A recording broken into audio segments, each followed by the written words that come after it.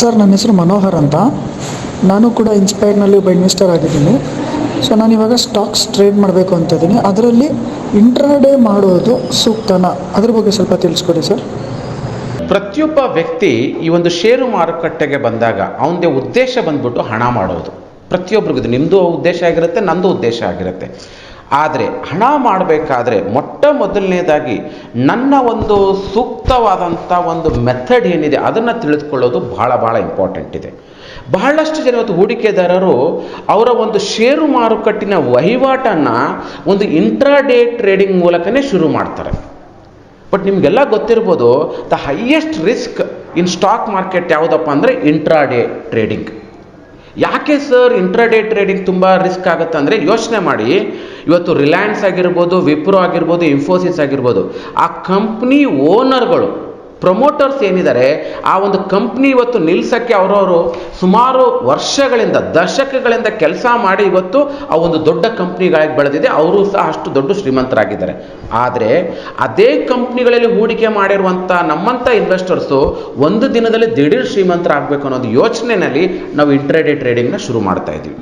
ಹಾಗಾದರೆ intraday trading ಮಾಡಲೇಬಾರ್ದ? ಖಂಡಿತ ನಾವು ಮಾತನ್ನು ಹೇಳ್ತಾ ಇಲ್ಲ. ಇಂಟ್ರಾಡೇ ಟ್ರೇಡಿಂಗ್ ಯಾರಿಗೆ ಅಂತಂದರೆ, ಯಾರಿಗೆ ಸುಮಾರು ಹಲವಾರು ವರ್ಷಗಳಿಂದ ಷೇರು ಮಾರುಕಟ್ಟೆ ಬಗ್ಗೆ ಕಂಪ್ಲೀಟಾಗಿ ಒಂದು ಅರ್ಥ ಆಗಿದೆ, ಅದ್ರ ಬಗ್ಗೆ ಒಂದು ಕಂಟ್ರೋಲ್ ಸಿಕ್ಕಿದೆ ಅಂತ ಅನ್ಕೊತಾರೋ, ಎಲ್ಲದಕ್ಕಿಂತ ಇಂಪಾರ್ಟೆಂಟ್ ಒಂದು ಫೈನಾನ್ಷಿಯಲ್ ಡಿಸಿಪ್ಲಿನ್ ಇರೋರಿಗೆ, ಎಮೋಷ್ನಲ್ ಡಿಸಿಪ್ಲಿನ್ ಇರೋರಿಗೆ ಇಂಟ್ರಾಡೇ ಟ್ರೇಡಿಂಗ್ನ ಮಾಡಬಹುದು. ಬಟ್ ಪರ್ಸ್ನಲ್ ಆಗಿ ನಾನಂತರೂ ಅದನ್ನು ರೆಕಮೆಂಡ್ ಮಾಡಲ್ಲ. ಎರಡನೇದು ಬರುತ್ತೆ BTST ಅಂತ. ಅಂದ್ರೇನು? By today sell tomorrow. ಆದರೆ ಈ ಬೈ ಟುಡೇ ಸೆಲ್ ಟುಮಾರೋ ಅನ್ನೋ ಒಂದು ಕಾನ್ಸೆಪ್ಟ್ ಏನಿತ್ತು ಮುಂಚೆ ತುಂಬ ಪ್ರಚಲಿತವಾಗಿತ್ತು, ಬಹಳಷ್ಟು ಜನ ಯೂಸ್ ಮಾಡ್ತಾ ಇದ್ರು. ಬಟ್ ಇತ್ತಿತ್ತಲಾಗಿ ಸೆಬಿ ತಂದಿರುವಂಥ ನ್ಯೂ ಗೈಡ್ಲೈನ್ಸ್, ಮಾರ್ಜಿನ್ ಗೈಡ್ಲೈನ್ಸಲ್ಲಿ ಬೈ ಟುಡೇ ಸೆಲ್ ಟುಮಾರೋ ಅನ್ನೋ ಕಾನ್ಸೆಪ್ಟ್ ಮಾಡೋದು ತುಂಬ ಕಷ್ಟ ಆಗುತ್ತೆ. ಹೀಗಾಗಿ ಅದನ್ನು ಇವತ್ತು ನಾವು ಒಳ್ಳೆಯದು ಕೆಟ್ಟದ್ದು ಅಂತ ಹೇಳೋದಕ್ಕಿಂತ ಆ ಕಾನ್ಸೆಪ್ಟ್ ಮಾಡೋಕ್ಕೆ ಆಗದೇ ಇರುವಂಥ ಪರಿಸ್ಥಿತಿ ಇವತ್ತು ಕ್ರಿಯೇಟ್ ಆಗಿದೆ. ಇನ್ನು ಮುಂದಿನದೇನು? ಕ್ಯಾಶ್ ಮಾರ್ಕೆಟ್ ಅಂತ. ಕ್ಯಾಶ್ ಮಾರ್ಕೆಟ್ ಅಂದ್ರೂ ಯಾವುದೇ ಒಂದು ಪರ್ಟಿಕ್ಯುಲರ್ ಸ್ಟಾಕ್ಸ್ನ ನಾನು ಬೈ ಮಾಡಿಬಿಟ್ಟು ಅದಕ್ಕೆ ಒಂದು ಒಳ್ಳೆ ಅಪ್ರಿಷಿಯೇಷನ್ ಅಥವಾ ನಾನು ಎಕ್ಸ್ಪೆಕ್ಟ್ ಮಾಡಿರುವಂಥ ಲಾಭ ಬಂದಾಗ ಮಾರಿಕೊಳ್ಳೋದು, ಅದನ್ನು ನಾವು ಕ್ಯಾಶ್ ಟ್ರೇಡಿಂಗ್ ಅಂತ ಕರಿತೀವಿ. ನೀವು ಒಬ್ಬ ಬಿಗಿನರ್ ಆಗಿದ್ದರೆ, ಈಗ ಮಾತ್ರ ನೀವು ಹೂಡಿಕೆಯನ್ನು ಶುರು ಮಾಡ್ತಾ ಇದ್ರೆ, ಷೇರು ಮಾರುಕಟ್ಟೆಗಳಲ್ಲಿ ಒಂದು ನಿಧಾನ ಹೆಜ್ಜೆ ನೀಡೋಕ್ಕೆ ನೀವು ಪ್ರಯತ್ನ ಮಾಡೋದೇ ಆದರೆ, ನಿಮ್ಮ ಮೊಟ್ಟ ಮೊದಲನೇ ಸ್ಟೆಪ್ ಬಂದ್ಬಿಟ್ಟು ಕ್ಯಾಶ್ ಮಾರ್ಕೆಟ್ ಮೂಲಕ ಶುರು ಮಾಡಿ.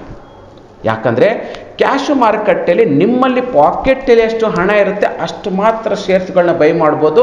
ಎಲ್ಲದಕ್ಕಿಂತ ಇಂಪಾರ್ಟೆಂಟ್ ಏನಂತಂದರೆ, ಆ ಬೈ ಮಾಡಿರೋ ಶೇರ್ಸ್ಗಳನ್ನ ತಾಳ್ಮೆಯಿಂದ ವೇಟ್ ಮಾಡಿ, ಅದಕ್ಕೆ ಆದಂಥ ಒಂದು ಗಣನೀಯವಾದಂಥ ಒಂದು ಏರಿಕೆ ಕಂಡಾಗ ನಿಮಗೆ ಆ ಒಂದು ಲಾಭನ ಪಡೆದುಕೊಳ್ಳೋಕ್ಕೆ ಅದು ಭಾಳ ಹೆಲ್ಪ್ ಆಗುತ್ತೆ. ಇದಕ್ಕಿಂತ ಮುಂಚೆ ಅದರಲ್ಲಿ ಕೆಲವೊಂದು ಫಂಡಮೆಂಟಲ್ ಅನಾಲಿಸಿಸ್ ಅಂತಿದೆ, ಟೆಕ್ನಿಕಲ್ ಅನಾಲಿಸಿಸ್ ಅಂತಿದೆ, ಮತ್ತು ಎಮೋಷ್ನಲ್ ಆ್ಯಂಡ್ ಬಿಹೇವಿಯರಲ್ ಅನಾಲಿಸಿಸ್ ಅಂತಿದೆ.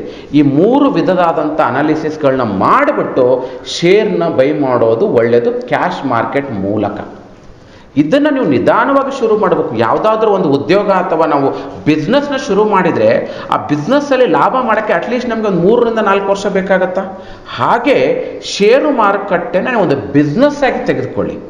ಇದರಲ್ಲಿ ಬೇಕಾಗಿರುವಂಥ ಒಂದು ಸ್ಕಿಲ್, ನಾಲೆಜ್, ಎಕ್ಸ್ಪರ್ಟೈಸ್, ಎಲ್ಲದಕ್ಕಿಂತ important discipline and patience is most important. ಇದನ್ನು ನೀವು ಮಾಡೋದೇ ಆದರೆ ಖಂಡಿತವಾಗೂ ಷೇರು ಮಾರುಕಟ್ಟೆಯಲ್ಲಿ ನಿಮಗೆ ಹಣ ಮಾಡೋಕ್ಕಾಗತ್ತೆ. ಸ್ನೇಹಿತರೆ, ಅಗೇನ್ ಹೇಳ್ತಾ ಇದ್ದೀನಿ, there is no shortcut in stock market. Stock ಮಾರ್ಕೆಟ್ನ ಒಂದು ಬಿಸ್ನೆಸ್ ಆಗಿ ತೆಗೆದುಕೊಳ್ಳಿ. ಇದು ನಿಮ್ಮ ಲೈಫ್ ಟೈಮ್ ಇರುವಂಥ ಒಂದು ಮೋಸ್ಟ್ ಅಮೇಝಿಂಗ್ ಅಪರ್ಚುನಿಟಿ ಅಂತ ನಾನು ಹೇಳಕ್ಕೆ ಹೋಗ್ತಾ ಇದ್ದೀನಿ. ಇವತ್ತು ನೀವು ಯಾವುದೇ ಒಂದು ಉದ್ಯೋಗದಲ್ಲಿ ಇದ್ದರೂ ಸಹ ಷೇರು ಮಾರ್ಕೆಟ್ನ ಒಂದು ಸೆಕೆಂಡ್ ಆಪ್ಷನ್ ಆಗಿ, ಪಾರ್ಟ್ ಟೈಮ್ ಆಗಿ ಒಂದು ಬಿಸ್ನೆಸ್ ಆಗಿ ತೆಗೆದುಕೊಳ್ಳೋಕ್ಕೆ ಸಹಾಯ ಮಾಡುತ್ತೆ. I hope you got my answer. Thank you very much. Mutual fund investments are subject to market risks. Read all scheme-related documents carefully.